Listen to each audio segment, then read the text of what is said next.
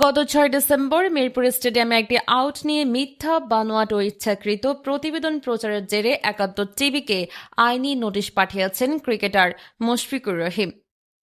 এক প্রেস বিজ্ঞপ্তিতে তার আইনজীবী ব্যারিস্টার শিহাবুদ্দিন খান বলেছেন, আগামী ৪৮ ঘণ্টার মধ্যে বিষয়টি সমাধানের দাবিতে স্যাটেলাইট টিভি চ্যানেলটির সংবাদ প্রধান, ক্রীড়া সম্পাদক এবং সংশ্লিষ্ট সংবাদদাতাকে আইনি নোটিশ পাঠানো হয়েছে। মিরপুর টেস্টে স্পট ফিক্সিং এর গন্ধ, এক সিনিয়র ক্রিকেটারকে নিয়ে সন্দেহ শিরোনামের প্রতিবেদনটি টিভি চ্যানেলটির নির্দিষ্ট অনুষ্ঠান খেলাযোগের ফেসবুক পেজ ও ইউটিউব চ্যানেলে সরাসরি সম্প্রচার করা হয়েছিল। নোটিশ অনুযায়ী প্রতিবেদনটি মুশফিকুরের আন্তর্জাতিক ক্রিকেটের ১৮ বছরের ক্যারিয়ারকে কলঙ্কিত করেছে। প্রতিবেদনটির কারণে তিনি ব্যক্তিগত, পারিবারিক ও সামাজিক ক্ষেত্রে মানহানির শিকার হন এবং মানসিকভাবে বিধ্বস্ত হন। আইনি নোটিশে সব প্ল্যাটফর্ম থেকে মিথ্যা প্রতিবেদনটি অবিলম্বে সরিয়ে ফেলার দাবি জানানো হয়েছে।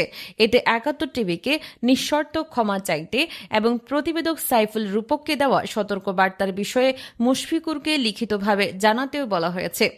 দাবি পূরণে ব্যর্থ হলে ক্ষতিপূরণের জন্য বিষয়টি ফৌজদারি ও দেওয়ানি আদালতে নিয়ে যাওয়া হবে, বিজ্ঞপ্তিতে আর বলা হয়েছে।